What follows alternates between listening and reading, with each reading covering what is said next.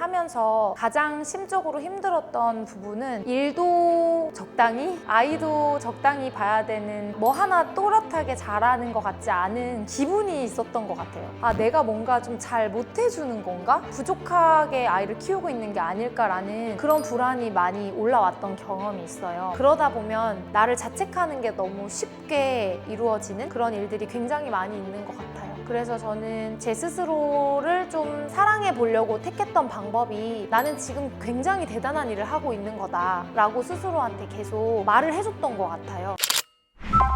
안녕하세요. 아들 쌍둥이를 키우고 있는 김하림이라고 합니다. 첫째 아이는 다운증후군 아이, 그리고 둘째 아이는 비장애 형제, 이렇게 두 아이를 키우고 있는 워킹맘입니다.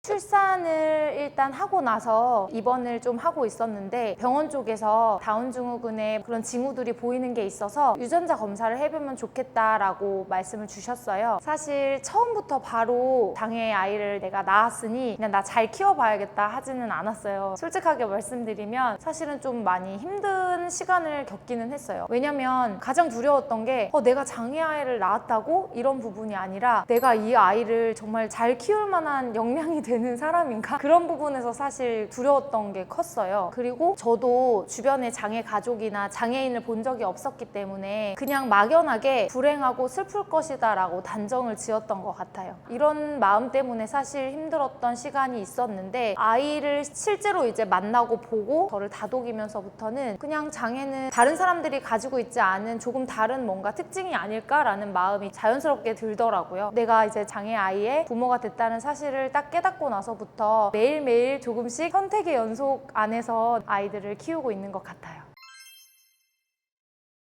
저도 욕심이 좀 있는 편이에요. 그래서 출산 전에 가지고 있는 아이를 이렇게 키울 것이다 라는 환상은 좀 있었던 것 같아요. 아이한테 해주는 것들을 정말 아낌없이 다 해줘야겠다 이런 마음이 굉장히 컸고, 그러다 보니까 좋은 부모의 기준이 많이 높았던 것 같아요. 그래서 내가 생각하는 좋은 부모라는 것은 완벽한 부모에 좀 가까운, 이상적인 부모에 가까운 모습이었던 것 같아요. 현실은 사실 그러기가 쉽지 않거든요. 옷도 예쁘게 입고 아이를 보고 이런 것들은 당연히 상상할 수 없고, 아이가 둘이다 보니까 한 아이가 울면 다른 아이가 동시에 울기 시작하면 제가 생각하는 좋은 부모는 둘이 동시에 얼싸안고 달래줘야 되는데 제 체력이 부족한 부분, 그리고 그런 것들이 내가 좋은 부모가 아닌 거 아닌가라는 그런 걱정들로 막 이어지는 그런 경험들도 되게 많았던 것 같아요. 그만하면 충분히 괜찮은 부모였을 텐데 그때만 해도 저는 되게 높은 기준 때문에 정말 완벽하고 진짜 끝내주는 엄마가 되고 싶다고 생각했던 것 같아요.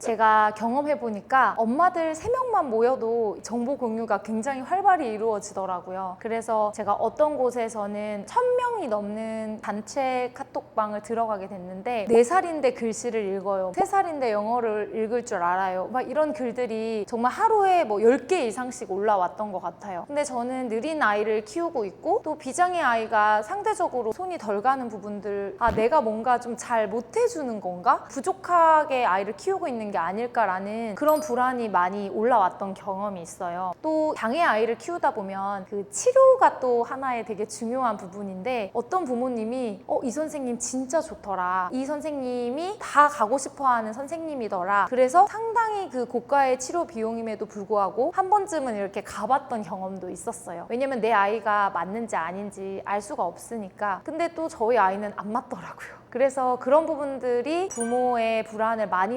흔드는 그런 부분이 아닌가 생각했습니다. 저희 비장애 형제 아이는 저희가 알고 있는 아들과 굉장히 달라요. 예를 들면 아들 중에 이렇게 귀가 막혀서 놀이를 하고 있을 때 아무리 불러도 돌아보지 않는 그런 모습이 사실 저희 비장애 형제 아이에게는 없거든요. 근데 보통 아들을 키운다고 하면 아들 진짜 말 안 듣지, 아 귀가 막혔나 봐, 이런 얘기들을 하시면서 아이한테 제대로 이야기할 때 어깨를 탁 잡고 눈을 보면서 되게 단호한 표정으로 이야기를 하라는 꿀팁을 제가 얻었어요. 그래서 저희 아이가 잘 듣는 것 같으면서도 아들한테 좋다는 이유만으로 아이를 이렇게 붙잡고 얘기를 했는데 아이 눈빛이 막 흔들리더라고요. 굉장히 막 긴장하면서 아이가 두려워하는 모습을 보면서 아, 이 방법도 역시 내 아이에게 맞지 않을 수도 있겠구나. 그래서 이렇게 적당한 선에서 엄마가 그런 부분들을 좀 구별해보고 아이한테 맞는지 아닌지 그런 것들을 좀 관찰하는 경험들을 많이 해야겠다는 생각을 그때 했던 것 같아요. 제 스스로를 좀 프로 브람러라고 부르는데요. 그러다 보니 그런 강의나 책 속에 굉장히 많은 정보들이 있는데 그것들을 취사 선택하는 부분에서 좀 서툴렀던 경험이었어요. 그 전에는 책에 좋다는 것들을 한 번쯤은 다 이렇게 시도를 해보려고 노력을 했던 것 같아요. 특히 수면 교육이라고 해서 아이가 어렸을 때부터 따로 자는 경험 이런 것들을 해보려고 노력을 많이 했는데 저희 아이가 또 저를 닮아서 불안이 굉장히 높은 편에 속하는지 밤에 혼자 자는 거에 대한 극도의 공포나 이런 것들이 본인이 스스로 말을 할 수 있게 됐을 때 그런 이야기들을 해주더라고요. 제가 수면 독립을 할 때 아이를 눕혀놓고 나왔을 때 아이가 많이 이렇게 울 때가 있었는데 제가 스스로 아이한테 나의 아이에게 정말 맞는 방법을 잘 고민해봐야겠다는 생각을 했던 것 같아요. 올해 이제 초등학생이 된 친구들 때문에 지금은 휴직 중인데요. 그 전에는 이제 일을 하면서 가장 심적으로 힘들었던 부분은 일도 적당히, 아이도 적당히 봐야 되는 뭐 하나 또렷하게 잘하는 것 같지 않은 기분이 있었던 것 같아요. 사실 그거는 뭔가 마음을 바꿔보면 나는 하나의 일이 아니라 두 가지 일을 하고 있다라고 사실 생각을 할 수도 있었는데 막상 현실에서는 일도 더 많이 못하고 빨리 정리하고 가야 되고 아이한테도 뭔가 충분히 해줄 수 있는 것들을 놓치게 되는 일들 그리고 사실 저희 아이들은 제가 일을 길게 많이 했을 때 티가 좀 많이 났었어요. 그래서 힘들어하는 시간들을 아이들이 겪었고 실제로 말로 표현하는 것들도 굉장히 많았는데 그걸 제가 단호하게 못 들은 척하고 일을 하러 나가야 되는 그런 현실적인 부분에서도 어려움은 분명히 있었던 것 같아요. 근데 그럼에도 불구하고 아이들이 확실히 제가 일을 하는 모습을 봤을 때 엄마가 저런 일을 하는구나 이런 관심을 보이면서 또 우리 엄마 되게 멋있다 일하는 엄마 굉장히 닮고 싶다 이런 부분들은 확실히 있었던 것 같아요. 그래서 분명히 모든 상황이 장점과 단점이 되게 뚜렷한데 그게 부모의 입장에서 어떤 게 더 나에게 마음이 덜 힘든지 혹은 어떤 게 더 나에게 가치 있는 것인지에 대한 고민들이 좀 필요한 부분도 있고 사실 현실적인 부분도 무시할 수가 없어요. 아이들 치료도 해야 되고 또 비장의 아이한테는 헐헐 날아갈 수 있는 비트를 마련해주기 위해서는 열심히 이제 돈은 벌어야 되는 그런 상황까지도 비슷한 상황들이기 때문에 그냥 나 지금 잘하고 있어 라고 계속 다독이는 그런 시간들이 저한테는 되게 중요했던 것 같아요. 제가 늘 육아에서 떠올리는 문장 구절이 있는데요. 그럼에도 불구하고 라는 말을 계속 떠올려요. 이게 어떤 상황에 넣어도 육아할 때는 되게 잘 통하더라고요. 그러니까 예를 들면 오늘 아이한테 화를 냈어. 그럼에도 불구하고 나 뛰쳐나가지 않았어. 나 아이를 때리지 않았어. 라든지 그런 방식으로 저는 그럼에도 불구하고 라는 단어와 문장의 시작점을 계속 가지고 와요. 특히 제가 좀 완벽한 부모이고 싶었던 적이 있다고 말씀드렸는데 그럴 때 이 문장이 도움이 됐던 거는 내가 오늘 하루를 완벽하게 살 자신이 사실 없어요. 육아를 하다 보면 아이들이 정말 자신의 의도와 다르게 부모를 힘들게 하는 부분이 있잖아요. 말을 잘 듣지 않는다거나 하지 말라고 하는 것들을 하는 것들 그런 것들에 있어서도 제가 스스로 몸이 덜 힘들고 컨디션이 좋을 때는 조절할 수 있지만 잠을 많이 못 자거나 그럴 때는 화도 내고 이런 일들이 굉장히 많이 생기는데 이제 자기 전에 막 그런 자책이 올라와요. 그러면 이제 아이가 자고 있을 때 이렇게 미안했어 이렇게 얘기하는데 사실 저는 그럼에도 불구하고 아이를 두고 뛰쳐나가지 않았다는 그런 부분에서 정말 그냥 잘하고 있다. 그거를 제가 밤마다 계속 상기를 시키려고 했던 것 같아요. 처음에는 합리화해서 시작을 했는데 나중에는 그게 습관이 되니까 나 오늘 이만하면 아이들이랑 잘 지냈어. 나 오늘 이만하면 회사에 민폐 끼치지 않고 아이들이랑도 시간을 잘 보냈어. 이런 식으로 균형을 뭔가 맞출 때 되게 도움을 많이 받았던 기억이 있어서 한번 말씀드리고 싶었어요.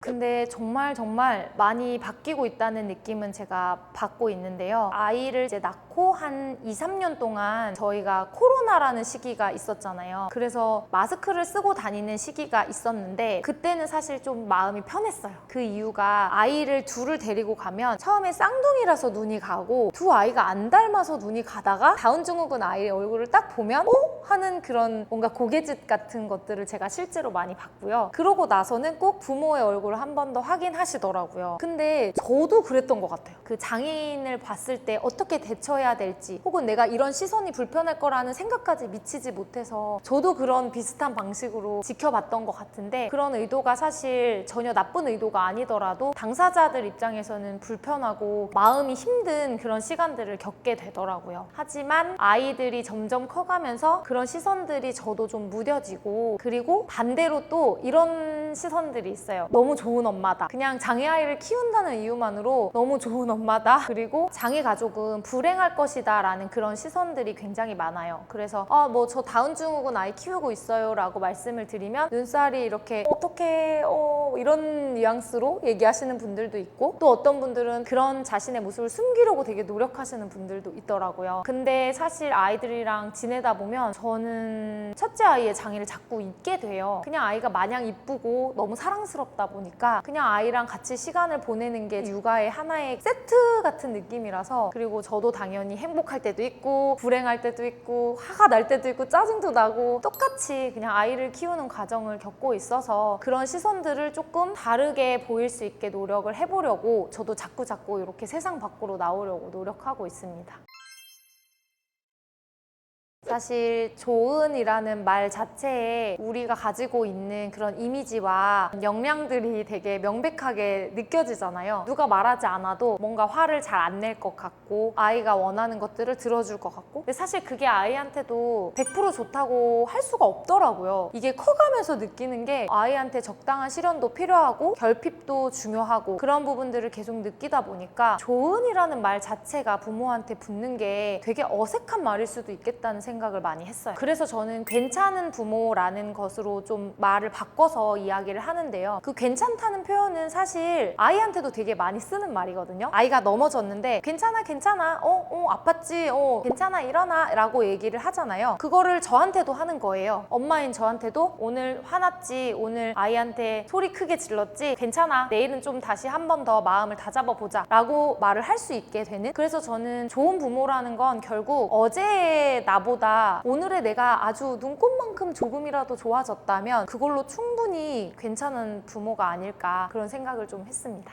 저는 사실 아이들을 낳고 자존감이라는 것에 대한 어렴풋한 느낌을 또렷하게 봤던 것 같아요. 조건 없이 그냥 엄마라는 존재라는 이유만으로 이렇게 사랑을 해주는 아이들을 보면서 이게 진짜 내가 뭔가 갈망했던 그런 모습인가? 내가 뭔가 원했던 사랑의 모습인가? 그리고 되게 궁금했던 모습인가? 라는 생각을 많이 했어요. 저는 사실 불안이 높았다 보니까 제 개인적으로는 자존감이 낮았다고 생각을 하고 살았는데, 아이들을 키우면서 내가 되게 강한 사람이구나라는 걸 되게 많이 느꼈는데, 그게 사실 제가 이 아이 2명을 만나면서 그걸 확실하게 알게 되었던 것 같거든요. 그래서 사실 성장한 부분에 있어서는 엄마가 돼서 오히려 저에 대해서 더 많이 알게 됐어요. 제가 저에 대해서 잘 알게 되다 보니 아이도 보이는 그런 되게 신기한 경험을 하게 됐거든요. 왜냐면 닮는 부분도 있고, 제가 저를 잘 확실하게 보지 못했을 때는 아이의 탓처럼 느껴지는 것들이 다시 보면 내가 이런 부분에서 놓친 게 있었구나 하는 것들이 분별이 되더라고요. 그래서 저는 사실 아이들이 저를 키웠다고 생각하는 부분이 정말 많이 커요. 아이들이 저를 엄마로서 성장시키고 있는 부분들을 계속 느끼고 있고, 아들이지만 지금 그렇게 힘들게 키우고 있다는 생각을 하지 않는 이유도 계속 이런 마음을 주고받고 비장애 아이가 나중에 커서 장애 아이를 책임지지 않는 상황이 됐으면 좋겠다는 바람이 있어서, 그래서 그런 부분에서 굉장히 애를 쓰고 노력하는 부분도 있거든요. 그런 것들이 더 나은 제가 엄마가 되게 하는 그런 성장의 모티브가 또 되는 것도 있는 것 같아요. 사실 장애아이랑 비장애아이랑 키우다 보면 비장애아이만 키우는 집과 혹은 장애아이만 키우는 집과 이 분위기나 뭔가 환경이 굉장히 다를 거라고 생각하시는데, 아주 큰 골은 똑같아요. 그냥 이 아이들이 나중에 성장해서 성인이 돼서 앞가림을 할 수 있고, 이 아이들이 나의 삶을 좀 주체적으로 살기 원하는 바람, 그런 것들은 동일한데, 분명히 방금 말씀드린 이 세 집의 다른 점은 기준점이 조금씩 다를 수 있다는 부분인 것 같아요. 예를 들면 비장의 아이 같은 경우는 공부를 잘해서 좀 성공을 하는 그런 축이 있을 수 있고, 장의 아이 같은 경우는 나중에 직업을 가져서 자립할 수 있게 하는 부분. 저희는 이 두 가지가 어찌 보면 잘 믹스되어 있는 환경인 것 같거든요. 그래서 저는 장의 아이 같은 경우는 스스로 대중교통을 타고 다닐 수 있고 자기의 의견을 잘 얘기할 수 있는, 장의 아이라고 주눅들지 않게 자신의 삶에 대해서 어느 정도 주체적으로 판단할 수 있는 부분까지 이르게 하려고 노력을 하고 있는 부분이 있고요. 비장의 아이 같은 경우는 장의 아이의 뭔가 보호자가 되지 않는 방향, 책임을 지지 않게 하기 위해서 이 아이한테 필요한 것들을 또 해주고 있거든요. 이런 그 부분적인 차이점은 있지만 큰 모양은 같은 것 같아요. 아이가 성장해서 자립하는 부분들이 같은 축으로 저는 계속 보고 있고, 그리고 사실 또 하나 중요한 부분이 굳이 있다면 저는 장애 아이가 비장애 사람들 사이에서 살 때 행복하게 살았으면 좋겠어요. 그냥 나는 왜 장애를 가졌지? 이런 부분에 대해서 고민을 할 수도 있지만 그거와 또 별개로 나는 그래도 오늘 행복한 사람이야 라고 느낄 수 있게, 그래서 비장애 아이도 그런 부분에서 행복하게 좀 살았으면 하는 바람은 비슷하게 있는 것 같아요. 책을 쓰면서 이런 생각들을 많이 했어요. 부모는 다 다르고 아이도 다 다르고 환경도 다 다르고, 그렇지만 언어와 가는 방향이나 이런 것들은 되게 동일해질 텐데 성인이 되면. 그래서 그런 고민들을 하면서 저는 크게 관찰하기, 기준 세우기, 실천하기라는 세 개의 축으로 제가 선택 육아 3단계라는 것을 책 안에도 적어두었어요. 그 내용은 아이를 잘 관찰하는 게 첫 번째가 가장 중요하더라고요. 앞서 말씀드린 것처럼 SNS 나 뭔가 육아 선배들 강의 이런 것들을 들을 때 내가 내 아이에 대해서 잘 알고 있어야 이 방법이 아이에게도 통하는 부분인지 혹은 나의 아이에게는 조금 부담되는 부분인지 이런 것들을 확실하게 구별해낼 수 있더라고요. 그래서 저는 아이를 잘 관찰하는 게 가장 중요하다고 생각을 하고 있고, 그 다음에는 부모의 기준을 명확하게 세워보는 거예요. 육아를 할 때는 다 불확실성이 많아요. 어떨 때는 아이한테 훈육을 할 때도 있고, 또 어떨 때는 같은 상황인데도 훈육을 하지 않는 경우, 이런 것들에 대한 것들을 한 번쯤은 머릿속에서 정리하고 뭔가 정립이 되어야 그게 불현듯 갑자기 뇌에서 탁 떠오르더라고요. 그래서 예를 들면 서로 다치지 않는 선에서 형제끼리의 다툼에서 어느 정도 개입을 할 것인지에 대한 그런 기준들도 어느 정도 잡으면 좋고요. 여기서 제가 제일 도움을 많이 받았던 건 마음 저울이라는 건데요. 제가 제 마음을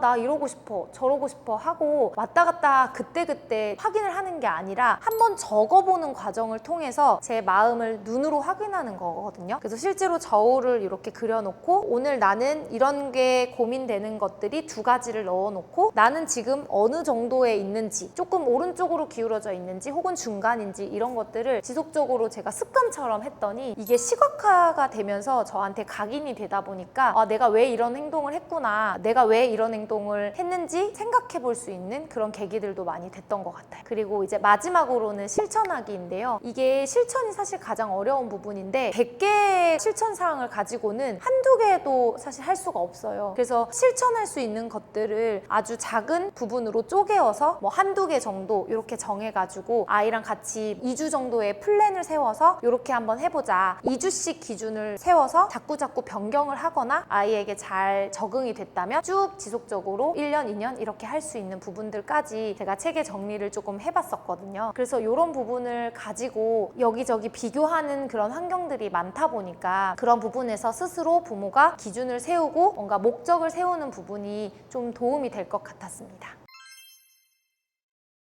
일단 저는 제가 실수를 많이 하는 편입니다. 그래서 제가 실수하는 모습을 아이들한테 보여지게 될 때도 괜찮아, 다음번에 다시 조심하지 뭐 라고 이야기를 하는데요. 그게 사실 아이 입장에서 실수를 하고 싶어서 하지 않는 경우가 훨씬 많아요. 그리고 뭔가 실패를 했을 때도 난 잘하고 싶은 마음이 훨씬 더 큰데 그 부분에서 뭔가 미치지 않았을 때 사실 좌절을 겪기도 하거든요. 근데 저는 이 과정을 아주 어렸을 때는 겪지 않게 하려고 제가 훨씬 관여를 많이 했던 것 같아요. 같은데 시간이 지나고 보니까 그 좌절을 가정에서 먼저 겪어야, 실패를 먼저 가정에서 겪어야 바깥생활, 아이들도 하는 사회생활, 학교 이런 곳들에서도 그런 뭔가 마음의 단단함이 있게 되는 경우를 더 많이 겪었어요. 그래서 저는 그런 아이들이 실패를 겪었을 때 꼭 이런 이야기들을 해주는데요. 엄마도 처음부터 잘하지 않았어. 지금 엄마가 이제 30살이 넘고 40살이 되어 가다 보니 이제서야 조금씩 나아지는 거야 라고 아이의 마음을 읽어주는 부분, 그리고 또 반대로 이런 좌절도 겪어봐야 돼 라는 이야기를 굳이 해줍니다. 그럼 아이는 사실 어떤 부분에서는 안도를 하는 부분도 있고, 또 반대로 그래도 잘하고 싶은데 라고 하는 또 성향의 아이들도 있거든요. 그런 아이들한테는 그럼 다시 한번 해보자 라고 또 다독여주는 부분들, 그런 것들을 또 아이에 맞게끔 이렇게 잘 한번 취사 선택을 해보시면 또 도움이 되실 것 같다는 생각이 듭니다. 저희 아이가 앞서 말씀드린 것처럼 성공하고 싶고 잘하고 싶어 하는 아이예요. 그러다 보니까 사실 실패할 때마다 타격이 좀 있는 것 같아요. 그래서 제가 얘기했던 거는 일부러 실패하는 것도 힘든데 성공하다가 실패를 하게 되면 너는 또 다른 걸 겪게 되는 거야. 그럼 너한테는 새로운 경험을 하게 된 거지 라고 이야기를 해주고요. 사실 제 어렸을 때 좌우명이 실패도 사랑하라, 실패의 경험마저도 사실 나에게 얻을 게 있었다라는 부분이었거든요. 그래서 아이가 아직 그 부분을 이해하기는 어려워서 점점 성장해 갈 때마다 이 이야기를 해주려고 하고 있습니다.